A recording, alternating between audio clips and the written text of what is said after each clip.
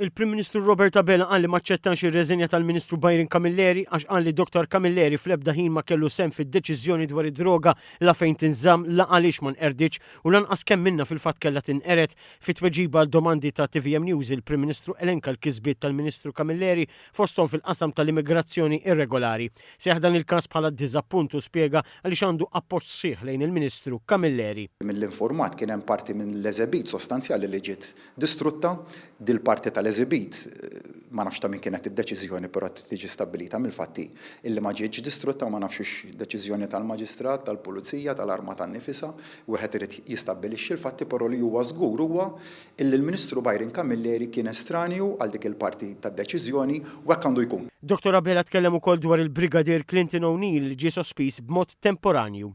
B'ebda mod ma qed ngħid li kien hemm xi responsabbiltà jew xi parteċipazzjoni tiegħu f'dak li ġara, dik anzi mill-fatti li għandi qudiemi hija kategorikament eskluża, però billi hu fl-aħħar mill-aħħar iġor ir-responsabbiltà tal-ħarsien ta' dawk il-premises fejn kien hemm l-eżebit u allura wkoll iġor ir-responsabbiltà amministrattiva tal-addetti kollha li jaqgħu taħtu tal-Forzi Armati ta' Malta u li allura kienu responsabbli mis-sorveljanza. Hawnhekk il-Prim Ministru ħabbar li se jaħtar inkjesta amministrattiva li t-termini ta' referenza tagħha u l-bord li se jmexxiha se jkunu stabbiliti fis-sigħat li ġejjin. Spjega li din l-inkjesta se sservi biex jiġu stabbiliti mhux biss il-fatti kollha imma anke jekk kienx hemm nuqqasijiet amministrattivi u min seta' kien responsabbli għalihom.